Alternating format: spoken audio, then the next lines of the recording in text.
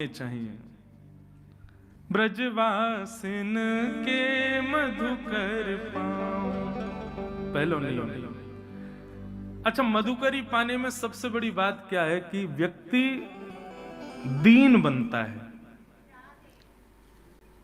वृंदावन की रसोपासना में दीनता बहुत आवश्यक है। अब आप यहां होटल में खाओ, रेस्टोरेंटों में खाओ, दीन थोड़ी बनोगे, लेकिन किसी ब्रजवासी के द्वार पर खड़े इंतजार करे, अंजलि में मांगोगे, दीन बनना पड़ेगा। दीनता। तो इसलिए मधुकरी, हमारे ब्रज के कितने बड़े बड़े संत आज भी मधुकरी पाते हैं, क्योंकि मधुकरी पाने से दीनता आती, अहम शून्य हो जाओगे।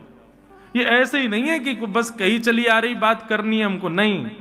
ब्रजवासियों घर का पाओ, मांग करके पाओ, अंजलि में कोई थाली आली नहीं, ऐसे हाथ फैला के। ब्रजवासिन के मधुकर पाओ और श्री राधा रमण को मन में बसाओ। वृंदावन में नाम जप करने से, वृंदावन में अन्य साधन करने से ठाकुर जी चित्त में विराजेंगे, कंफर्म नहीं है। लेकिन वृंदावन में किसी ब्रजवासी के घर की झूठन मधुकरी पालोगे और नेत्र बंद करके ठाकुर जी का ध्यान करोगे, तुरंत ठाकुर जी प्रकट हो जाएंगे। वृंदावन में मधुकरी की श्रेष्ठता है, पहला नियम। दूसरा, मंगला उठ यमुना जी जाऊं। एक हमारे बिहारी जी के गोस्वामी, पूज्य श्री केडी गोस्वामी जी, आज भी विराजते हैं, लाल जी की सेवा करते हैं। उन्होंने एक बार मुझसे एक बात कही, वे लाला, मैंने उनसे कही, मैंने कहा आप बिहारी जी की सेवा करो, बिहारी जी को अपने हाथन से स्पर्श करो, ने कछु अपना अनुभव बताओ। मैंने कहा आपने बिहारी जी में कभी लाल जी के दर्शन किए या लाडली जी की कभी कृपा भई, कछु मोको बताओ। हम तो ऐसी संतन ने और पुजारी ने और सब हमारे जो गोस्वामी, इनके संग में ऐसी बात ही करूं, मोको कछु बताओ, कछु आपको अनुभव भयो हो तो उनने एक बात बताई कि एक बार बोले लाला, रात में मैं बिहारी जी की शयन करा करके, शयन जब करा रहा हूं, मालिश कर रहा हूं इत्र की, तो वास्तव में मुंह को बस ये रही कि हे बिहारी जी, आपकी इतनी सेवा करिए, आप कभी कृपा करो, कभी अपना अनुभव कराओ। बोले मैं ये शयन कराते समय ये भावना रख रहा हूं, बाकी बाद में जाके सो गए। मेरो नियम है लाला, मैं रोज 3 बजे 4 बजे उठ के यमुना जी पे जाऊं और श्री यमुना जी के तट पे थोड़ा टहलूं, ऐसे ही घूमे जाऊं आगे तक। मैंने कहा अच्छा। फिर बोले कि मैं जैसे सुबह उठ करके, रात में बिहारी जी की सेवा करी, सुबह उठ के 3-4 बजे यमुना जी पे गयो टॉर्च लेके, और श्री यमुना जी को प्रणाम करके वाकी रज में बालुका में चलन लगो। थोड़ी दूर लाला सुंदर चंदन की सुगंधी आने लगी। तभी मैंने कहा देखो टॉर्च थे कि श्री यमुना जी की बालुका में छोटे छोटे चरण बने हैं, श्री जी के और ठाकुर जी के। और ऐसे नहीं कि एक संग वो चरण हैं, ऐसे मानो जैसे चल रहे हों। बोले छोटे छोटे चरणारविंद, उनकी आकृति अलग। जैसे श्रीमद् भागवत में वर्णन है कि ठाकुर जी के चरणों में चिन्ह बने, वज्रांकुश ध्वज सरोरुहलांचनाड्यम, वज्र बना है, चक्र बना है, ध्वजा बनी है ठाकुर जी के चरणों के तलवे पर। बोले ऐसी छवि उन चरण चिन्हों में दिख रही थी। उनने मुझे आज्ञा करी, बोले लाला यही अनुभव भयो, मैं तो से कहूंगा कभी श्री जी और ठाकुर जी के प्रत्यक्ष अनुभव करने हो ना, तो सवेरे सवेरे भोर में मंगला में यमुना जी चले जाइयो, भले ही स्नान मत करियो, यमुना तट पर घूमते रहियो, कछु तो अनुभव श्री जी कराएंगी। आज भी ब्रह्म मुहूर्त में श्री ठाकुर जी विचरण करते हैं यमुना तट पर। तो मंगला उठ यमुना जी जाऊं और श्री राधा वल्लभ की झांकी पाऊं। मंगला में सबसे श्रेष्ठ दर्शन हमारे श्री राधा वल्लभ जी। पूरे दिन दर्शन श्रेष्ठ हैं, पर मंगला के सबसे विशेष। और अभी तो खिचड़ी भोग प्रसादी पतना शुरू भई कि नहीं, अभी है गई होगी राधा वल्लभ जी में। ऐसी मधुर खिचड़ी बने सवेरे सवेरे ठाकुर जी के, सुबह ही सुबह 2 बजे से बननी शुरू हो जाए, मंगला में भोग लगे ठाकुर जी को। पहली उपासना ब्रज में मधुकरी, दूसरी उपासना यमुना जी, मंगला में दर्शन। तीसरी रसिक जनन की संगत पाऊं। वृंदावन में कोई ऐरे गहरे इनको मित्र मत बनाइयो भैया। वृंदावन में सखा बनाने हो तो रसिकन को ही बनाइयो, जो नित्य बिहारी जी, नित्य राधा वल्लभ, नित्य राधा रमण और इन्हीं के चरित्रन में ही डूबे रहे, ऐसे वैष्णवन को अपना सखा बना लियो वृंदावन में। आप लोग बाहर के रहवे वाले हो, वृंदावन में यदि कोई एक ब्रजवासी आपको सखा बन जाए तो यूं ही समझियो साक्षात लाल जी हमारे सखा बन गए। वह ब्रजवासी के रूप में लाल जी नहीं हमारो सखत स्वीकार कियो है। तो पहली सेवा मधुकरी, दूसरी सेवा यमुना जी, तीसरी सेवा रसिक जनन की संगति। और कुंज बिहारी संग नेह लगा, श्री कुंज बिहारी संग नेह लगा। ये तीन कार्य यदि वृंदावन में रह के कर लिए, मधुकरी, मंगला यमुना जी भ्रमण और रसिक जनन की सेवा, इन तीनों को परिणाम कहाँ मिलेगा? तब हमारे लाल जी कह रहे हैं, गोवर्धन पर्वत पे राजो। बंधुओं, गिरिराज जी जो है ये नित्य श्यामा शाम की लीला भूमि है। किशोरी जी और ठाकुर जी अधिकतर मिलन के लिए गोवर्धन पे ही जाते हैं। श्री गिरिराज जी सबसे प्रिय है ठाकुर जी का और किशोरी जी का। इन तीनों उपासनान को करोगे तो अंतिम क्षण में कहा दर्शन होगो? गोवर्धन पर्वत पे राजो। और अकेले नहीं, गिरधर लाल संग दर्श करा दो। दोनों युगल हमको एक संग दिख जाएं। यही ब्रज की उपासना है, यही रज की उपासना और यही रस की उपासना है। लेकिन ये संभव तभी होगा तब जब किशोरी जी अनुग्रह करें। इसीलिए राधिका रानी जी, वृषभानु दुलारी जी, सुन लो अरज हमारी हमारी, रहूं ब्रज रज को पास। बंधुओं, हमारे वृंदावन में एक संत हुए। जब वो बहुत वृद्ध हो गए ना, तो उनके शिष्यों ने पूछा, गुरुजी आपकी कोई इच्छा अंतिम हो तो हम पूर्ण कर देंगे। तो उन्होंने अपने सब शिष्यों को बुलाया और सब शिष्यों से पता है क्या कहा? बोले, आप लोग पहले वचन दो, हमारी जो अंतिम इच्छा उसको पूर्ण करोगे। सब शिष्यों ने कहा, गुरुजी हमारा अध्यादेश है कि हम आपकी आज्ञा माने। गुरुजी ने कहा, जब हमारे प्राण निकल जाए ना, तो एक बैलगाड़ी से हमारे शव को रस्सी से बांध देना और पूरे ब्रजमंडल में तब तक डुलाना जब तक हमारा तन ब्रज की रज में मिल ना जाए। इसी रज में ही पूरा तन घिस घिस करके जब बिल्कुल समिट जाए ना, तब तक घुमाते रहना पूरे ब्रज में। सब शिष्यों के नेत्र सजल हो गए, बोले ये कैसे संभव है? लेकिन जब उनके प्राण, जब भगवत धाम को उनकी प्राप्ति हुई, तो शिष्यों ने थोड़ी इच्छा पूर्ण करी और यमुना जी के तट पर उनका शव बैलगाड़ी से बांध के थोड़ी दूर तक रखा। फिर उसके बाद संस्कार करके जो उनकी राख थी उसको ब्रज के अन्य अन्य अन्य क्षेत्रों में सब जगह वितरित कर दिया। ऐसा है बंधुओं ब्रज और उसकी रज की उपासना। बहुत ऊंची स्थिति है भैया। या जाने कहां गंवार, गंवारन के समझ में ना आवे, पढ़े लिखे इनके बस की बात ना है वृंदावन को समझनो। या के काजे तो भोलो बननो पड़ेगो, या के काजे तो बुद्धू बननो पड़ेगो, या के काजे तो भोंदू बननो पड़ेगो, तब वृंदावन समझ में आएगा। बोलो वृंदावन बिहारी लाल की जय। यही तो बात है। और जगह आपको अगर एंट्री करनी है तो आपके पास डिग्री होनी चाहिए, श्रेष्ठता होनी चाहिए। वृंदावन में एंट्री करनी है तो आप जितने भोंदू उतने बढ़िया एंट्री मिलेगी वृंदावन में। जितने सरल, जितने सहज, जितने सरलता रहेगी उतनी जल्दी ठाकुर जी स्वीकार करें। ठाकुर जी ने गिरिराज जी धारण किए। 7 दिन 7 रात्रि बाद पुनश्च गिरिराज जी को विराजमान किया। इंद्र ने आकर के क्षमा मांगी, भगवान ने इंद्र को क्षमा कर दिया। ब्रह्मा जी प्रकट हो गए, मेरो का दोष, मुंह को क्षमा नहीं किया आपने और ये इस इंद्र को क्षमा कर दिया आपने। ब्रह्मा जी बोले, तेरी करनी और इंद्र की करनी में अंतर है। बोले क्या? दोनों ने आपके रूप को नहीं समझा। दोनों ने आपकी सत्ता को ना समझ के आपके ऊपर आक्रमण किया, उसको आपने क्षमा कर दिया, मुझको नहीं किया, क्यों? ये पक्षपात क्यों ठाकुर जी? भगवान बोले मेरी सत्ता नहीं समझो कोई बात नहीं, पर मेरे वैष्णवों की समझो। ब्रह्मा जी, आपने मेरे ग्वाल वालों को ऐसा काम किया कि वो मुझसे दूर हो गए, लेकिन इंद्र ने ऐसी वर्षा करी कि मैंने गिरिराज जी उठाए, सब ब्रजवासी मेरे पास आ गए, सब मेरे समीप आ गए। ये तो और याने ऐसा कर दियो कि जो नेकाद भी दूर है वो भी मेरे पास आ गए, या हमारे मैंने इंद्र को क्षमा किया है। या की करनी से मैं प्रसन्न हूं, क्योंकि या की करनी से सब ब्रजवासी मेरे समीप आए। तब इंद्र को भगवान ने क्षमा किया।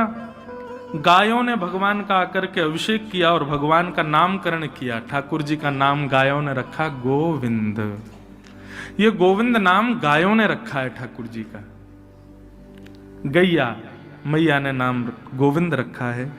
मैं बंधुओं एक जगह कहीं कथा जोधपुर में एक बार कर रहा था, तो वहां कथा कहते कहते भाव आया, और फिर भाव की पुष्टि के लिए संतों से मैं पूछ लेता हूं कि आज मंच पे ऐसा भाव आया, ये सही है कि नहीं। तो भाव ऐसा था कि वृद्धों को, जो वृद्ध हो गए, जिनके अब हाथ पांव नहीं चल पाते, ज्यादा बोल नहीं पाते, ज्यादा कहीं उठ बैठ नहीं पाते, ऐसे लोगों को यदि भजन करना है तो किस नाम से वे भजन करें ठाकुर जी का? तो गोविंद। ये गोविंद नाम का जितना उच्चारण वृद्ध लोग करेंगे ठाकुर जी, क्योंकि देखो कृष्ण बोलने के लिए युवा होना जरूरी है। वृद्धों से आप कृष्ण बुलवाओ, बोल ही नहीं पाएंगे, गलत सलत बोलेंगे। जिसकी बुद्धि स्थिर नहीं है, जिसका खान पान शुद्ध नहीं है और जिसकी तन की शुद्ध नहीं है, ऐसे 3 प्रकार के लोग कृष्ण शब्द का उच्चारण शुद्ध नहीं करते। इसलिए ऐसों के लिए गोविंद, और उसमें द न भी बोले, गोविंद गोविंद गोविंद गोविंद गोविंद। ये ठाकुर जी को बहुत प्रिय है। इसका प्रमाण ये है कि श्रीमद् भागवत में जो पहली स्तुति है वहां कुंती ने भगवान को गोविंद कहा है। कृष्णाय वासुदेवाय हरे परमात्मने प्रणतः क्लेशनाशाय गोविंदाय नमो नमः। गोविंद, ये गोविंद नाम ठाकुर जी को बहुत प्रिय है। इस नाम से ठाकुर जी को पुकारो। आप अपने नाम जप में कोई भी नाम कहो, लेकिन एक बात हमारी सुनो, जब कभी बहुत विषम परिस्थिति, बहुत भयानक भयावह स्थिति आ जाए और बस लगे कि अब क्या करें, तब गोविंद गोविंद गोविंद गोविंद गोविंद गोविंद गोविंद, और बस उस समय त्रिभंग लली ठाकुर जी का स्मरण करके गोविंद नाम का उच्चारण करो। निश्चित है ठाकुर जी उस विषम परिस्थिति से आपको पार करेंगे, निकालेंगे। पर ऐसे नहीं कि कभी भी लग गए महाराज, कोई छोटी मोटी यहाँ कहीं पैसा मिल रहे हो, कोई कार्य में आपके घर को फायदा हो रहा, वहीं गोविंद गोविंद लग गए। नहीं, ऐसे नहीं। वृंदावन जाने का प्लान बन गया लेकिन किसी कारण से कैंसिल हो रहा है, तब करो गोविंद गोविंद गोविंद गोविंद गोविंद, ठाकुर जी मंगल करेंगे। भक्ति साधन में कोई बाधा बने तब ठाकुर जी को, हम तो कहते हैं भाई संसारिक विपत्ति आए तब ठाकुर जी को परेशान मत किया करो, उनको याद करके। आपके प्रारब्ध है, अपने आप भोगो। क्यों ठाकुर जी के पास जा रहे हो बार बार? ठाकुर जी को तो उस विपत्ति में याद करो जब आप भक्ति साधन करना चाहते हो और कोई सांसारिक रुकावट आ रही हो, तब ठाकुर जी को कहो। मैं तो उन लोगों से भी प्रार्थना करता हूं जो ठाकुर जी के सामने रो जाते हैं। काय को रोते हो भाई? ठाकुर जी को एक बार देख रहे हो तो प्रसन्न मुद्रा में देखो ना। हाँ, वो बात अलग है कि रुके ही नहीं नेत्रों से नीर। अपने आर्तों के लिए कभी ठाकुर जी के आगे मत रो। एक बात कहें, आप जब अपने पीड़ा के कारण ठाकुर जी के आगे कोई प्रार्थना करते हो या रुदन करते हो, तो एक प्रकार से आप ठाकुर जी की परम सत्ता को चैलेंज कर रहे हो कि आपको पता नहीं है कि मैं कितनी पीड़ा में हूं। ठाकुर जी सब अंतर्यामी, उनको सब पता है। उनको बताने की क्या जरूरत है कि आपकी पीड़ा क्या है? सांसारिक पीड़ाओं को स्वयं भोगिए, ठाकुर जी को उसके लिए परेशान मत कीजिए। हाँ, भक्ति में कोई बाधा आ रही हो तब ठाकुर जी से प्रार्थना करो। हमारा सिद्धांत तो भक्ति पथ का यही कहता है। हम अपने कर्म का भोग भोग रहे हैं, उसमें ठाकुर जी को क्यों उपासना कर रहे हैं कि भाई लाल जी आप हमारे जीवन के कष्ट दूर करो? ठीक है, ठाकुर जी के जब हम लोग अनुयायी बनते हैं तो अपने आप ठाकुर जी कष्ट दूर करते हैं, पर इसी के लिए उनकी उपासना मत करो, स्वयं भोगिए उसको। भगवान का नाम गोविंद रखा गया।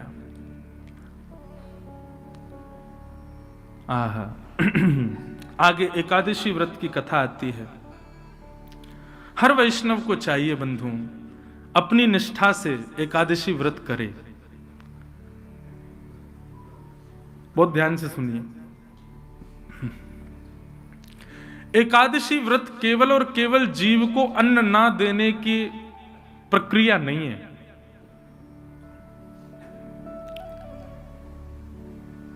मेरे मन में ऐसा भाव आता है,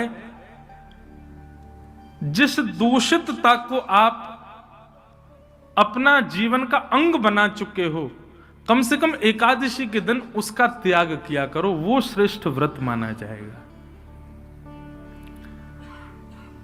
एक जगह की बात है, एक वैष्णव आए तो मैंने उनको कुछ दिया प्रसाद, ठाकुर जी का भोग। महाराज जी आज तो एकादशी है। मैंने कहा भैया तुम्हारी निष्ठा को प्रणाम, भोग नहीं लिया, लेकिन मैंने कहा कोई नहीं, ले जाओ, कल पाल लेना। थोड़ी देर बाद मैं कमरे से बाहर निकल गया तो वो कहीं कोने में बैठे और सोई मैंने ओ भैया एकादशी आज, ये तो पत्ती है महाराज जी। मैंने की जे पत्ती और वो प्रसाद में तुम्हारी एकादशी टूट रही थी, इस पत्ती में नहीं टूट रही तुम्हारी एकादशी। लोग अपने मन के अनुसार एकादशी व्रत और ये व्रत और वो व्रत कर लेते हैं, ऐसा नहीं।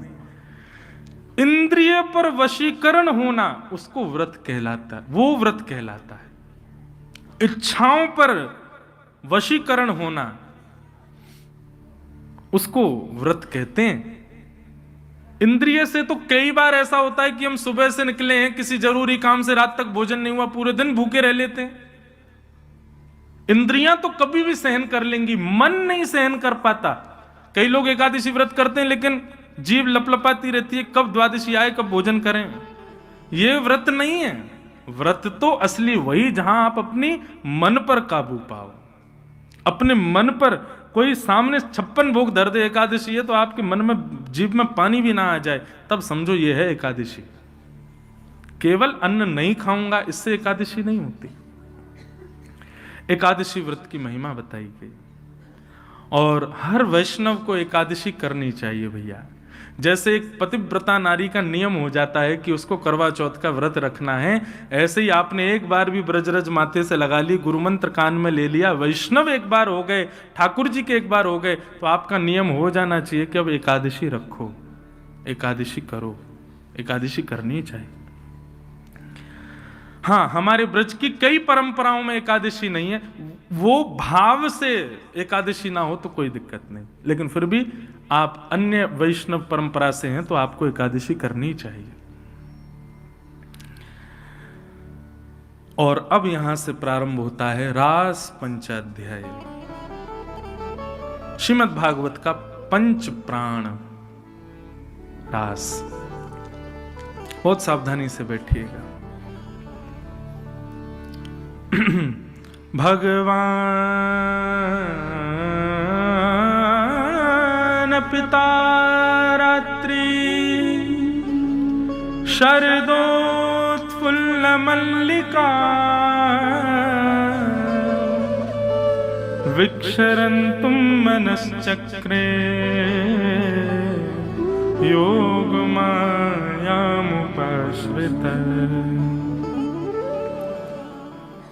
रास पंचाध्यायी।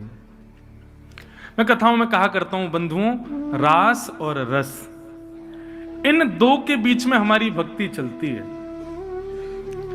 भक्ति जब प्रारंभ होती है उस समय हम रस में हैं, और भक्ति की स्थिति ले जानी कहां तक है, जब तक रास ना हो जाए। हमारी भक्ति प्रारंभ होती है उस समय हमारी स्थिति, हमारा स्तर रस का है। रस और रास में अंतर क्या है, बहुत ध्यान से सुनना। हम कथाओं में कहा करते हैं कि जब आप ठाकुर जी से मिलन की कामना करते हो और ठाकुर जी से मिलने की योजनाएं बनाते हो, आप ठाकुर जी से मिलने के प्रयत्न करते हो, उसको रस कहते हैं। लेकिन आपकी भक्ति से प्रसन्न होकर ठाकुर जी आपसे मिलने का मन बनाए, उसी को रास कहते हैं। भक्ति इन दो पहलुओं पर है, रस और रास।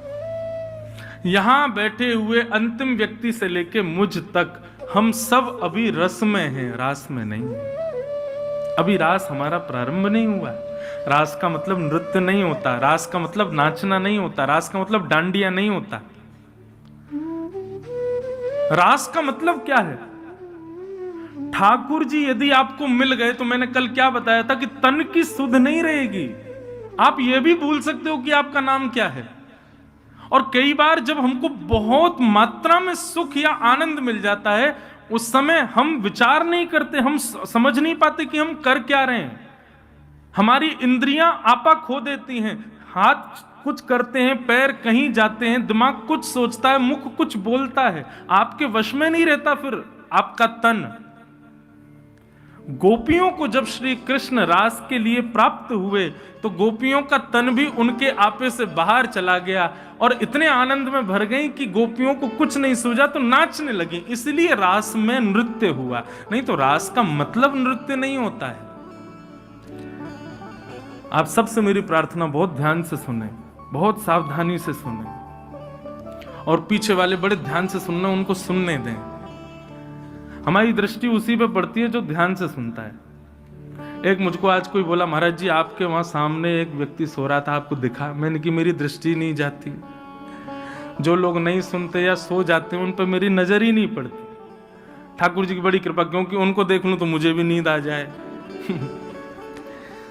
तो बड़ी कृपा है ठाकुर जी की, दृष्टि उसी पे ही घूमती है जो कथा सुन रहा है। तो इसलिए सबको सुनने दो, बहुत ध्यान से सुनो। ये रास है, अच्छे अच्छों को समझ नहीं आता, ये अच्छे अच्छों को प्रवेश नहीं होता इस रास की कथा में। तो रस और रास में अंतर बता रहा था मैं। आप माला जप रहे हो, आप राधा रमन जी जा रहे हो, आप राधा वल्लभ जी जा रहे हो, आप बिहारी जी जा रहे हो, आप परिक्रमा लगा रहे हो, गोवर्धन जा रहे हो, बरसाने जा रहे हो, गोवर्धन जा रहे हो, वृंदावन आ रहे हो, संत जनों को प्रणाम करने जा रहे हो, कथा सुन रहे हो, ये सब रस के अंतर्गत आता है। लेकिन इन सब का रस लेते लेते लेते लेते जब आप रसयुक्त हो जाओगे, अत्यंत रस आपके भीतर जब भर जाएगा, तब आपको राधा रमन जी के पास नहीं जाना, राधा रमन जी आपके पास आएंगे, तब होगा रास।